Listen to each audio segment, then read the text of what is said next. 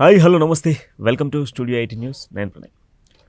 Right, ప్రస్తుతం మనతో పాటుగా తెలంగాణ రాష్ట్ర కాంగ్రెస్ పార్టీ అధికార పార్టీకి సంబంధించినటువంటి సీనియర్ నాయకుడు, అదేవిధంగా కాంగ్రెస్ పార్టీకి సంబంధించినటువంటి అఫీషియల్ స్పోక్స్ పర్సన్గా ఉన్నటువంటి హెచ్ఆర్ మోహన్ గారు ఉన్నారు. ఆయనతో మాట్లాడే ప్రయత్నం చేద్దాం.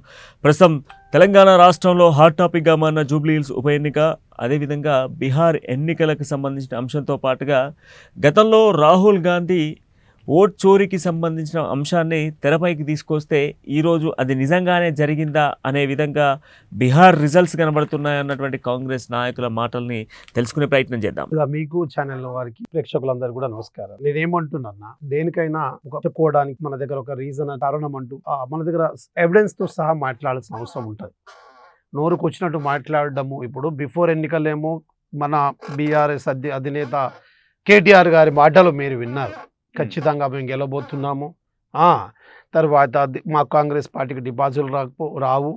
అట్లాగే కేటీఆర్ గారు ఒక మాట అన్నారు, మిత్రమా, నేను మీ ఛానల్ ద్వారా ఛాలెంజ్ చేస్తున్నాను, వారు నా ఛాలెంజ్ రిసీవ్ చేసుకోవాలి. రేవంత్ రెడ్డి గారు, మా ముఖ్యమంత్రి వర్యులు గౌరవనీయులు రేవంత్ రెడ్డి గారు ఎక్కడ కూడా ఈ బై ఎలక్షన్ ఏదైతే ఉందో ఇది రెఫరెండంగా తాను ఎక్కడ కూడా అందిన సందర్భాలు లేవు. కానీ వెరస్ బీఆర్ఎస్ వర్కింగ్ ప్రెసిడెంట్ అయినటువంటి కేటీఆర్ గారు మట్టుకు ప్రతి కార్నర్ మీటింగ్లో ఇది ప్రభుత్వానికి రెఫరెండమే, ప్రజలకు కనువిప్పు జరగాల అని చాలా భయంకరమైన మాటలు. అసలు రాజకీయ నాయకులు ఎవరు కూడా ఆ రకంగా మాట్లాడారు. కానీ ఎక్కడైనా కానీ ప్రభుత్వాలు రెఫరెండంగా ప్రకటిస్తాయి. ఇక్కడ ప్రభుత్వం ఏం రెఫరెండంగా ప్రకటించలేదు. ప్రతిపక్ష నాయకుడు అయినటువంటి కేటీఆర్ గారు రెఫరెండం అని ప్రకటించినారు. ఇప్పుడు నేనేమంటున్నా, వారి మాటలే తీసుకొని మరి నిజంగా రెఫరెండం అనుకుంటే దాదాపు 25,000 మెజార్టీతో గెలిచినటువంటి కాంగ్రెస్ పార్టీ అభ్యర్థిత్వాన్ని, ఇప్పుడు కాంగ్రెస్ పార్టీ ప్రభుత్వాన్ని, రేవంత్ రెడ్డి గారి నాయకత్వాన్ని వారు అంగీకరించి నిజంగా ఇది ప్రభుత్వం రెఫరెండంగా వారు అన్నందుకు మేము కూడా భావిస్తున్నాం ఇది రెఫరెండమే, దీనికి తను బాధ్యత తీసుకొని రాజీనామా చేస్తాడా? Number 1 point. సరే, మీరు అడిగిన పాయింట్, ఎన్నికల కమిషన్ అగేన్స్ట్ అంటే మేము మొదటి నుండి ఎన్నికల కమిషన్ మీద ఇవాళ భారతదేశంలో ఎవరైనా పోరాడుతున్నారు అంటే అది కేవలం మా అధినేత, పార్లమెంట్ ప్రతిపక్ష నాయకుడు అయినటువంటి మా అధినేత రాహుల్ గాంధీ గారే ఎన్నికల కమిషన్ పోరాడడానికి కారణాలు కూడా ఉన్నాయండి. ఆయన ప్రతిదీ కూడా ఎవిడెన్స్ త్రూ చూపిస్తున్నారు. ఉదాహరణకు బ్రెజిల్ అమ్మాయిని కూడా 20 సార్లు మహారాష్ట్రలో ఓట్లు వేసినట్టు చూపించినారు. అట్లాగే ఒకే ఇంట్లో 600 మంది ఉన్నట్టు ఈ రకంగా చూపించి ఆయన అన్ని. తర్వాత ఇంకో పెద్ద ఉదాహరణ ఇస్తా సోదరా, ఎన్నికల కమిషన్ ఏదైతే బీహార్లో తీసుకొచ్చినటువంటి సర్ అని తీసుకొచ్చి స్పెషల్ ఇంటెన్సివ్ రివిజన్ ప్రోగ్రాం పట్టుకొచ్చి అది ఏ రాజ్యాంగంలో కూడా అట్లాంటి ప్రోగ్రాం ఉందని లేదు. అయినా సరే ఎన్నికల కమిషన్ అనేది భారతీయ జనతా పార్టీకి ఒక అనుబంధ సంస్థగా మారి అది తీసుకొచ్చినారు. దాంట్లో భాగంగా కొంతమంది బ్రతుకున్న వాళ్ళని చనిపోయినట్టుగా చిత్రీకరించడం జరిగింది. అదే రాహుల్ గాంధీ గారు, మా అధినేత అయినటువంటి రాహుల్ గాంధీ గారు వారితో కూర్చొని ఒక మాట ట్వీట్ కూడా చేసినారు, నేను గొప్ప అదృష్టవంతుడి, చనిపోయిన వాళ్ళతో కూడా కూర్చొని టీ తాగలుగుతున్నాను అని. సో ఈ రకంగా మాకు ఎవిడెన్స్తో మేము మాట్లాడినాం.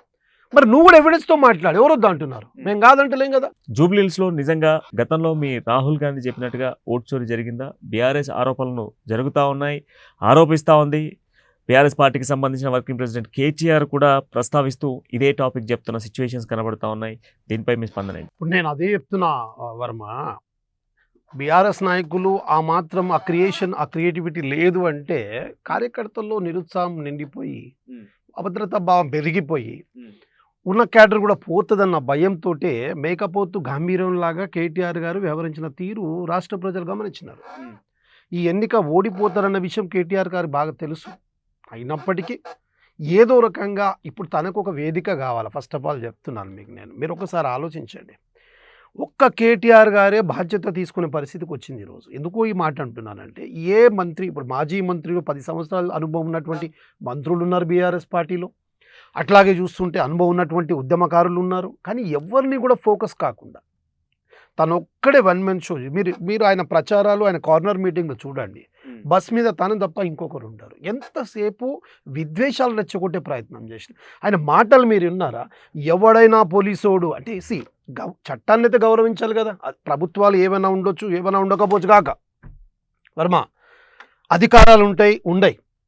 కానీ ఒక విషయం నేను చెప్తానంటే మనం చట్టాలను గౌరవించుకోవాలి, వ్యవస్థలను గౌరవించుకోవాలి. పోలీసోడు ఎవడైనా వదలమంటే ఏంది, పోలీసోడు ఏంది, ఆ భాష ఏంది?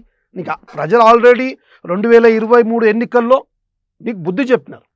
ఇంకా కూడా నీకు అదే అహంకారము, అదే నేను పాలన చేస్తా, అదే అహంకారపూరితమైన వైఖరితో ఉంటా, ఎవడు వాడు అనేది భాష మార్చకపోతే ప్రజలు మీరు ఒక్కసారి ఆలోచించండి. 2023 అసెంబ్లీ ఎన్నికల్లో చావు తప్పి కన్నులటువంటిట్టు అయింది. సరే అది పోయింది. ప్రజలు ఏదో కాంగ్రెస్ ప్రభుత్వము ప్రజాపాలన, రేవంత్ రెడ్డి గారి నాయకత్వాన్ని బలపరిచి వారి నేతృత్వంలో ప్రజాపాలన తీసుకొచ్చారు. మరి అదే 6 నెలల తర్వాత జరిగినటువంటి పార్లమెంట్ ఎన్నికల్లో కూడా ఇదే వ్యవహార శైలి కేటీఆర్ గారు ఎక్కడ కూడా తగ్గించుకోలేదు. సారు కారు 16 అనేసి బయలుదేరి బస్సులో కేసీఆర్ గారు కూడా ప్రచారం చేసినారు. ఏ ఎన్నిక? పార్లమెంట్ ఎన్నికల్లో. మీరు గమనించినట్టయితే ఉన్నటువంటి ఉన్న సీట్లన్నీ కూడా డిపాజిట్లు గల్లంతైన పరిస్థితికి వచ్చింది. 16 పక్కన పెట్టు, ఒక్క సీట్లో కూడా డిపాజిట్ లేని పరిస్థితి. సరే అది పోయింది.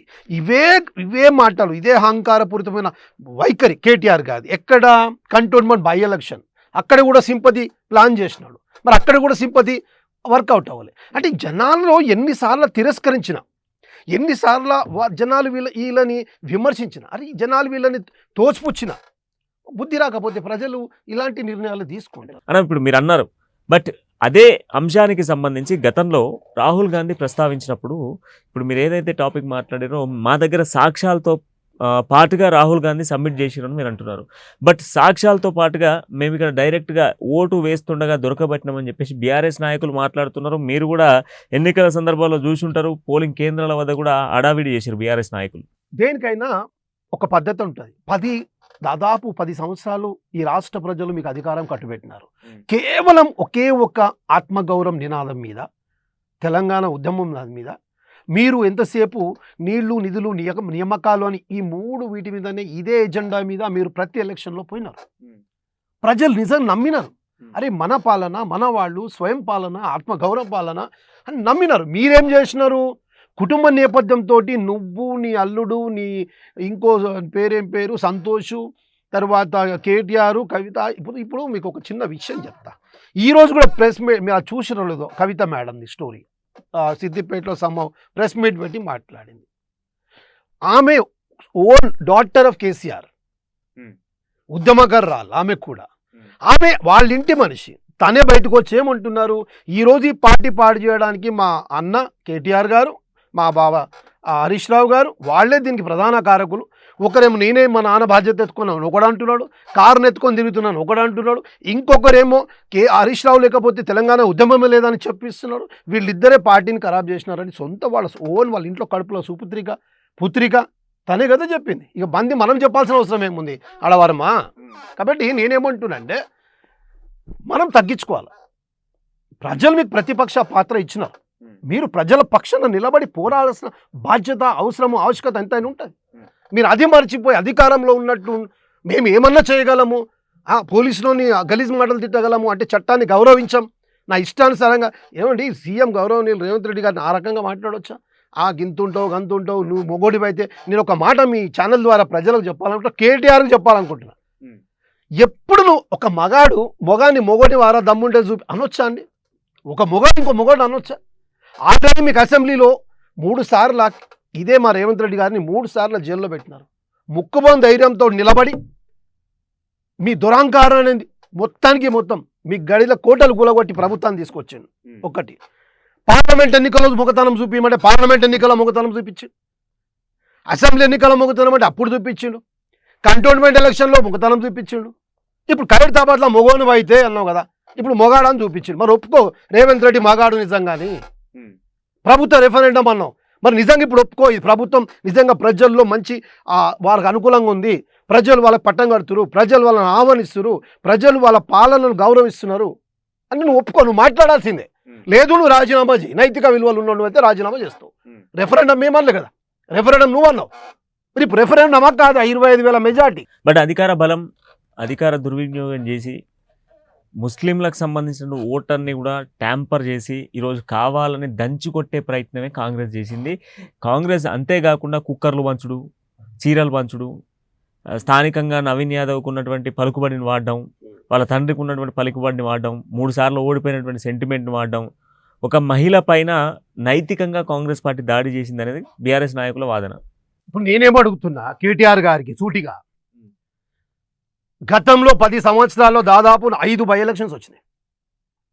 5 బై ఎలక్షన్లో దాదాపుగా మీరు 3 గెలిచినారు. మరి గెలిచిన 3 స్థానంలో ఇవే పని చేసినారా మీరు? ఇప్పుడు ఉదాహరణకి రాజగోపాల్ రెడ్డి సీట్లో బై ఎలక్షన్ జరిగింది మునుగోడులో, అక్కడ ఇదే చేసి గెలిచినారా? నిజంగా మేము కూడా ఎలక్షన్ మేనేజ్మెంట్ చేసినాము, కుక్కర్లు వంచినాము, చీరలు వంచినాము అని అంటే మీరు ఒప్పుకోండి, తర్వాతనే మాట్లాడతారు.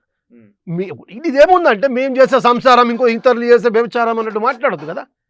ఎవరైనా కానీ ప్రజలు మీ రూలింగ్లో ఉన్నప్పుడు కూడా బై ఎలక్షన్ మ్యాక్సిమం మీరు గెలిచినవే. అంటే అప్పుడు మీరు ఇవన్నీ చేసుకుంటే ఓట్ మేనేజ్మెంట్ చేసుకుంటూ ప్రభుత్వ అధికారులుగా ప్రభుత్వ వ్యవస్థలన్నింటి మేనేజ్ చేసుకుంటూ గెలిచినారా? అది చెప్పండి ముందు. బట్ ప్రభుత్వ యంత్రాంగాన్ని మీరు చేతిలో పెట్టుకొని ఈరోజు నేను అదే అడుగుతున్నా మిత్రమా. బై ఎన్నికల్లో ప్రభుత్వ 10 సంవత్సరాలు పాలకులుగా మీరు ఉన్నటువంటి మీ ప్రభుత్వంలో ఇదే ప్రభుత్వ అధికారాలను యంత్రాంగాలు మీరు పెట్టుకొని చేసినారా అని అడుగుతున్నా. దానికి సమాధానం చెప్పు ముందు. మీరు బై ఎలక్షన్లో దాదాపు 3 గెలిచినారని చెప్తున్నా నేను. నారాయణ ఖేడ్ కానీ, దుబ్బాక్ కానీ, ఇంకో 2 1 సీటు మునుగోడు. మరి మీరు అక్కడ అట్లా చేసే గెలిచినారా? అది చెప్పండి. ప్రభుత్వ యంత్రాంగాలు మేము చేత పట్టుకొని గెలిచినాం అప్పుడు, కాబట్టి మీరు చేసిరేమని అనుకుంటున్నామని చెప్పండి. ఇప్పుడు పసకలు దేశమంతా పచ్చగా ఉన్నట్టు మీరు చేసింది మూటోడు చేస్తాడని ఎట్లా అంటారు కదా? ఇక్కడ స్వేచ్ఛ. నేను ఒక విషయం చెప్తా, ఎందుకు గెలిచిరో చెప్తాను కాశ్మీర్. అసలు నేను అడగాల్సిన పాయింట్ కూడా మిమ్మల్ని ఏంటి అంటే, ఈరోజు హాట్ కేక్ లాంటి జూబ్లీ హిల్స్ అనేది హైదరాబాద్కి అండ్ అదేవిధంగా తెలంగాణకి hot cake. And more over ఇప్పుడు 2 తెలుగు రాష్ట్రాలలో జూబ్లీ హిల్స్ అనేది ఒక చర్చ. అలాంటి చర్చలో కాంగ్రెస్ పార్టీ గెలుపుకి ఎలాంటి వ్యూహాన్ని రచించింది? అసలు గెలుపుకి కారణం ఏంటి? ఫస్ట్ ఆఫ్ ఆల్ అక్కడ ఉన్నటువంటి ఫస్ట్ నుండి కూడా మా గౌరవనీయుల పెద్దలు రేవంత్ రెడ్డి గారు తీసుకున్నటువంటి గొప్ప ఇనిషియేటివ్ ఒక బీసీ బిడ్డకు టికెట్ ఇవ్వడం. అది మా ఆస్పెక్ట్. ఇలా 42% రిజర్వేషన్ కూడా ప్రారంభించి దానికి ఆ విత్తనానికి నీళ్లు పోసి పెంచుతున్నటువంటి మా ముఖ్యమంత్రి వారు బీసీ బిడ్డల మీద ప్రేమ కనబరిచినటువంటి మొట్టమొదటి వ్యక్తి ఈ రాష్ట్రంలో, ఈ దేశంలో ఎవరు ఉన్నారంటే మా రేవంత్ రెడ్డి గారు. వారు బీసీ బిడ్డకు టికెట్ ఇచ్చినారు. బీసీ బిడ్డకు ఇవాళ బీజేపీ పార్టీ బీసీ రిజర్వేషన్ల మీద మేము బీసీలో కొంతమంది ఉద్యమాలు చేపడుతున్నారు. మేము బీసీ 42% యుద్ధ ధర్నాలు, దీక్షలు మీకు కూడా టీవీలలో కనబడుతుంది. కొంతమంది పేర్లు నేను తీసుకోదలుచుకోవాలి. సోకాల్డ్ నేతలు, ఆ పార్టీలో ఎంపీలు ఉన్నటువంటి వ్యక్తులు, రాజ్యసభలో ఉన్నటువంటి వ్యక్తులు. మరి వాళ్ళ చేతిలో రిజర్వేషన్ ఉన్నప్పటికీ వాళ్ళు చేతనెత్తలేదు, చేయట్లేదు.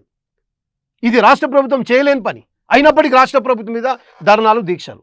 సరే, ఏదైనా ప్రజలు చాలా ఇంటెలిజెన్స్ ఉన్నారు, ప్రజలు బాగా అవగాహన కలిగి ఉన్నారు, సోషల్ మీడియా అవేర్నెస్ ఉంది. తో ఇలా మేము బీసీ కార్డు వాడినాం, అది మాకు కలిసి వచ్చింది. అట్లాగే రేవంత్ రెడ్డి గారు చేసినటువంటి ప్రజాపాలన, నిరుద్యోగాల సమస్య తీర్చడం, అట్లాగే ఈరోజు ప్రతి ఆడబిడ్డకు దాదాపుగా నెలకు 15,000 రూపాయలు సేఫ్ చేయడం. అది ఎట్లా అని నన్ను అడగని చెప్తా మీకు. ఇవాళ ఒక ఆడబిడ్డ స్కూల్కి వెళ్ళని, కాలేజ్కి వెళ్ళని, ఉద్యోగాలకు వెళ్ళని, ఆఫీస్కి వెళ్ళని, వ్యాపారాలకు వెళ్ళని, గుడిలకు వెళ్ళని, గోపురాలకు వెళ్ళని, బస్సు అప్ అండ్ డౌన్ ఏ బస్సు అనేకు ఎక్కడనవో ఏమన్నారా? దాదాపు నెలకు వాళ్ళకు 5-6 వేలు అవి సేఫ్ అవుతుంది. గ్యాస్ ఈరోజు బీజేపీ ఉన్నటువంటి పాలిత ప్రాంతంలో 1100 చిల్లర ఉంటే మన దగ్గర ఇలా 500, అంటే గ్యాస్ మీద ఒక 500 సేఫ్ అవుతుంది. దాదాపు ఇలా 200 కరెంట్ యూనిట్కి ఇలా ఫ్రీ ఉచిత కరెంట్ ఇస్తున్నాడు. అదొక అప్రాక్సిమేట్ ఒక 5-6 రూపాయల లోపు ఉంటాయి నెలకు. అదొకటి ఆమ్దాని, అది కూడా ఫ్రీ కరెంటు, బస్సుకు గ్యాసు, ఉచిత కరెంట్. అట్లాగే మీకు పెద్దది ఏంటంటే ఇలా భారతదేశంలోనే ఏ రాష్ట్రంలో జరగలేనటువంటి ఒక గొప్ప చరిత్రాత్మకమైన నిర్ణయం, విప్లవాత్మక నిర్ణయం ఏంటంటే వర్మ 1,01,25,000 రేషన్ కార్డులు, 3,90,000 మందికి తెల్ల సన్న బియ్యం కార్యక్రమం. ఇది దేశంలో భారతీయ జనతా పార్టీ పాలిస్తున్న రాష్ట్రంలో ఇస్తున్నారా? సన్న బియ్యం అంటే ఆత్మ గౌరవం, కాలం తిండి, కాలం బియ్యం అని ఆలోచించదు వర్మ. ఇలా ఒక పెద్దవాడు ఏం తింటుండో సామాన్యుడు అదే తినే పరిస్థితి ఈ రాష్ట్ర ముఖ్యమంత్రి తీసుకురావడం జరిగింది. సన్న బియ్యం అనేది మనం ఆత్మ గౌరవాన్ని పోల్చుకోవాలి. అట్లీస్ట్ ఒక బ్యాగ్ కొనాలంటే దాదాపు చిన్న 25 కిలోల బ్యాగ్ కొనాలంటే 2,000 చిల్లర, 2,400 వరకు ఉండేది ఒక చిన్న బ్యాగ్. మరి ఈరోజు అది ఫ్రీగా వస్తున్నారు. ఒక ఇంట్లో 2-3 బ్యాగులు అయితే నెలకి, ఈరోజు అవి ఫ్రీగా ఉన్నాయి. ఇవన్నీ కూడా ప్రజలు గ్రహించినారు. జూబ్లీహిల్స్లో ప్రతి ఒక్కటి గ్రహించినారు. ఈరోజు Group 1 to Group 4 examination conduct చేయడం, ఎగ్జామినేషన్ కండక్ట్ చేసి వాళ్ళకు ఉద్యోగాలు ఇవ్వడం, వాళ్ళకు ఆర్డర్ కాపీలు ఇవ్వడం ఏ ప్రభుత్వం చేసింది? ఇదే కేటీఆర్ ప్రభుత్వం 10 సంవత్సరాల్లో ఒక్క గ్రూప్ 1 ఎగ్జామ్ పెట్టలేదు, ఒక్కరికి ఎగ్జామినేషన్ చరిత్ర లేదు. ఇది కదా మార్పు అనేది ఇట్లా ఉంటుంది. జూబ్లీ హిల్స్ అనేది సెంటిమెంట్ వర్కౌట్ అయింది, ప్లస్ స్థానికుడు, బీసీ నాయకుడు, ఇవన్నీ కూడా కొంత కలిసి వచ్చినటువంటి అంశాలు నవీన్ యాదవ్ అని చెప్పేసి మాట్లాడుకుంటే, స్థానిక సంస్థల ఎన్నికల్లో రైతులు అతి ఘోరంగా కాంగ్రెస్ పార్టీని ఓడియబోతున్నారు. రిజర్వేషన్ల పేరుతో పబ్బాలు గడుపుతూ స్థానిక సంస్థల ఎన్నికలను వాయిదా వేసుకుంటూ వస్తూ పనికిరాని రిజర్వేషన్ అమలు చేసి ముస్లింలను తెరపైకి తీసుకొచ్చి కావాలనే పబ్బం గడిపే ప్రయత్నం కాంగ్రెస్ చేస్తుంది. దీన్ని ఖచ్చితంగా రాబోయే రోజుల్లో ప్రజలు తీర్పు ఇవ్వబోతున్నారు అనేది రెండు పార్టీలు మాట్లాడుకుంటున్నారు. నేనేమంటున్నా అంటే ఎవరైనా కానీ కేసీఆర్ గారే నిండు అసెంబ్లీలో తెలంగాణ ప్రాంతంలో ఒక సామెత ఉంటుంది, కింద పడ్డ అదేదో అన్నట్టు మీద పడ్డ అదే అన్నట్టు. కేసీఆర్ గారు అన్నమాట చెప్తారు, ఓటమి పాలైనాక ఆటరాగా ఇవన్నీ మాట్లాడడం కరెక్ట్ కాదు. నువ్వు ఎట్లా మాట్లాడాలంటే హుందాగా మాట్లాడాలి. ఎస్, ప్రజలు ఇచ్చిన తీర్పుని మేము గౌరవిస్తున్నాం, మీరు ప్రజాస్వామ్యాన్ని గౌరవించారు, ప్రజలు మాకు ఇంకా బాధ్యత పెంచినారు, మేము ప్రతిపక్షంలో ఉన్నాం, ఇంకా కూడా ప్రజల పక్షాన పోరాడతాం. ఇగో ఈ రకంగా ప్రెస్ మీట్ ఉండాలి. అంతేగాని ఈ ఓడిపోయినాక కూడా అవే మాటలు, చిల్లరమల్లర మాటలు, అదే బురద రాజకీయాలు చేస్తే ఎట్లా బ్రదర్? ప్రజలు అసహించుకుంటారు కదా. అంటే ప్రజలు ఏం ఈయనకి ఎప్పుడు మార్పు వస్తుందని ప్రజలు, నాతో కొంతమంది పార్టీ నేతలు, టీఆర్ఎస్ పార్టీ బీఆర్ఎస్ నేతలు కొంత సత్సంబంధ ఫ్రెండ్స్ ఉన్నారు నాతో. వాళ్ళు మాట్లాడారే ఈ ఎప్పుడు మాట్లాడాలని ఆయన నా కాడికి వచ్చింది. మావాడు ఎప్పుడు మాట్లాడు, ఎప్పుడు చూసినా అవే మాటలు. అంటే ఇప్పుడు రీజనల్ పార్టీలు ఏంటంటే ఇక వాళ్ళే దొరలు, కొత్త వాళ్ళకు నేను నన్ను పెంచే పరిస్థితి ఉండదు అక్కడ. కాబట్టి మార్పు రావాలా, ప్రజలు మార్పు కోరుకుంటున్నారు. ప్రతిపక్ష పాత్రనే ప్రజలకు ఎక్కువ ఉంటుంది. ప్రజల పక్షాన పోరాడే అవకాశం ప్రతిపక్షంకు ఉంటుంది. ప్రజల గొంతుగా ప్రతిపక్షం చేయాలా. నీకు మంచి అవకాశం వచ్చింది, నువ్వు రానే అధికారంలో వచ్చినావు, నీకు ప్రతిపక్ష పాత్ర ఏం చేయాలో నీకు అర్థమవుతుంది. జూబ్లీ హిల్స్లో వచ్చిన ఫలితాలను, అదేవిధంగా బీహార్లో వచ్చిన ఫలితాలను కొద్దిసేపు రాష్ట్ర రాజకీయాల నుంచి మనం పక్కకి వెళ్దాం, దేశ రాజకీయాలకు వద్దాం. మీరు గతంలో రాహుల్ గాంధీ ఏ అంశం అయితే తెరపైకి తీసుకొచ్చిండో, ఈ పాయింట్ పర్టికులర్గా వినండి, ఓటు చోరీ జరిగింది, దేశవ్యాప్తంగా ఓటు చోరీ జరుగుతుంది అనేది రాహుల్ గాంధీ మొదటి నుంచి చెప్పుకుంటూ వస్తున్నాడు. బట్ బీహార్ ఎన్నికల తర్వాత, మొన్న జరిగినటువంటి బీహార్ ఎన్నికలను మనం చూస్తే, బీహార్ ఎన్నికల తర్వాత ఆ రిజల్ట్ని చూసినప్పటికీ కూడా ఆశ్చర్యానికి గురి చేసినటువంటి రిజల్ట్ కనబడుతూ ఉంది. కాంగ్రెస్ పార్టీ కంప్లీట్ బీహార్లో ఘోర వైఫల్యం పొందింది. అసలు ఆ వైఫల్యానికి కారణం ఏంటి? కాంగ్రెస్ పార్టీ ఓటమికి గల కారణాలు ఏంటి? ప్రియాంక గాంధీ, రాహుల్ గాంధీ, సోనియా గాంధీ, మల్లికార్జున ఖర్గే, చాలామంది నేతలు ప్రచారాలకు వెళ్ళారు, ఇంక్లూడింగ్ తెలంగాణ రాష్ట్ర ముఖ్యమంత్రితో సహా చాలామంది రాష్ట్రాలకు సంబంధించిన కాంగ్రెస్ నాయకుల ముఖ్యమంత్రులు వెళ్ళారు, బడా నాయకులంతా కూడా బీహార్లో ప్రచారాలు చేశారు. బట్ అయినా కాంగ్రెస్ పార్టీ ఘోర వైఫల్యానికి గల కారణాలేంటి? ఓట్ చోరీ, రాహుల్ గాంధీ చెప్పిన ఓట్ చోరీ బీహార్లో నిజంగా జరిగిందా, లేదా కంప్లీట్గా దేశవ్యాప్తంగానే కాంగ్రెస్ పరిస్థితి ఈ విధంగా ఉందా? నేనేమంటున్నా వర్మ, ఎన్నికల ప్రచారం మీరు చూసినారు, ఎన్నికల ప్రచారంలో ప్రజలు ఏ పక్కన ఉన్నారో మనకు అర్థమైపోయింది.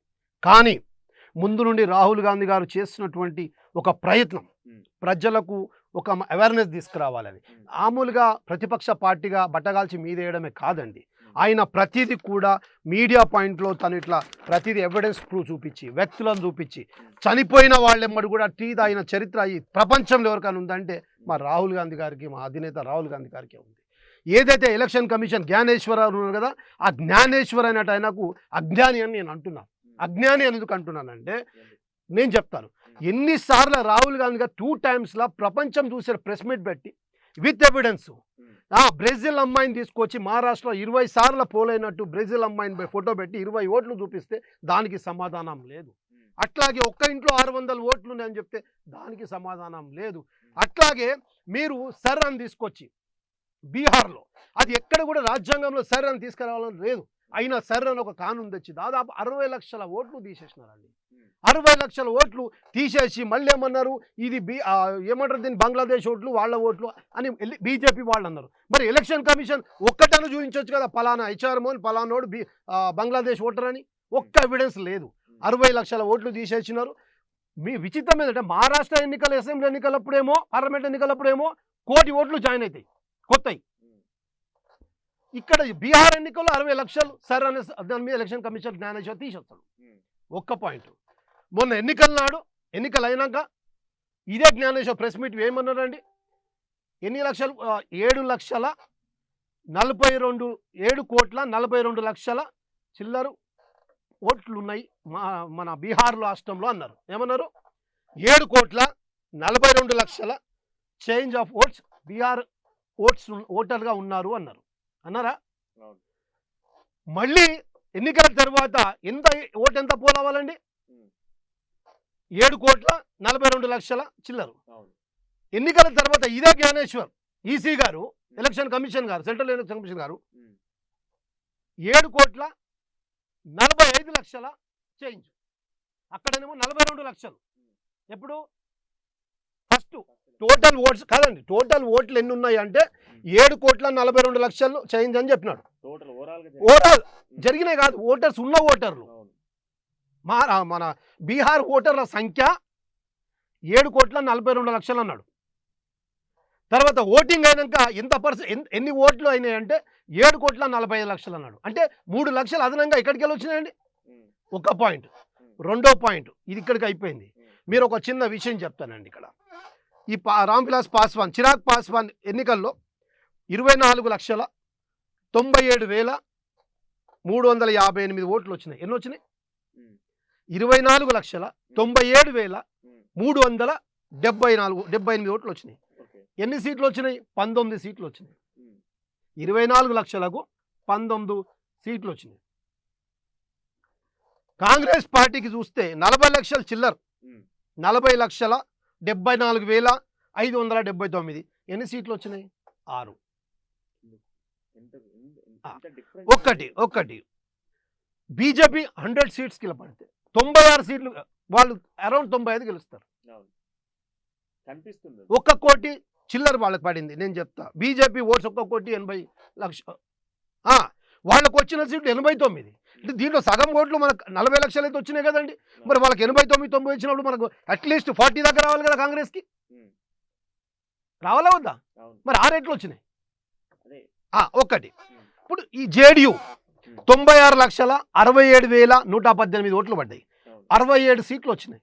దీంట్లో సగభాగమైన 40% మాకు, 40 లక్షలు కాంగ్రెస్కి వచ్చినప్పుడు ఇలా 35 సీట్లు అయితే మాకు రావాలి కదా. ఇప్పుడు అన్నీ మీరు ఆలోచించాలి. ఇది 100%, 100% ఓట్ చోరీ జరిగింది. ఇది అనుమానం లేదు. నేను చిన్న ఉదాహరణ చెప్తా. ఈ మాట చాలా ప్రాముఖ్యం. మీరు ధర్మం, దేశం, భక్తి అంటారు కదా. నేను అదే ధర్మంతో మాట్లాడుతున్నా. మన చరిత్రలోకి వెళ్తే పాండవులు కూడా వనవాసం పోయిన సందర్భాలు ఉన్నాయి. దాదాపు 14 సంవత్సరాలు పాండవులు వనవాసం జరిగిన సందర్భాలు ఉన్నాయి. పాండవులు ఓడిపోయిన కారణం ఏందో తెలుసా అండి మీకు? శకుని రాజకీయాలు ఆడతాడు. వాళ్ళ శకుని ఎవరైతే వాళ్ళ మేనమామ ఉంటాడో ఆయన రాజకీయాల వల్ల పాండవులు అడవి పాలవుతారు. ఇక్కడ మా దగ్గర శకుని పాత్ర ఎలక్షన్ కమిషన్ జ్ఞానేశ్వర చేస్తున్నాడు. ఆయన వల్ల మాకు ఈ రకమైన రిజల్ట్స్. ఈరోజు బీజేపీ పార్టీకి శకుని మామ ఎవరు అంటే ఎలక్షన్ కమిషన్. ఒక్క నిమిషం అన్న, కానీ ధర్మం ఖచ్చితంగా గెలుస్తుంది. శకుని ఆటలు శాశ్వతంగా లేవు. ఒక సమయం మళ్ళీ వస్తుంది. ఏ రకంగా అయితే పాండవులు వచ్చి రాజ్యాన్ని సుభిక్షంగా కాపాడుకున్నారో మళ్ళీ రాహుల్ గాంధీ గారి నేతృత్వంలో ఈ దేశం అన్ని విధాలుగా సుభిక్షంగా అభివృద్ధి పరంగా నడుస్తుంది. దాంట్లో అనుమానం లేదు. ఇవి తాత్కాలికమైన ఫలితాలే.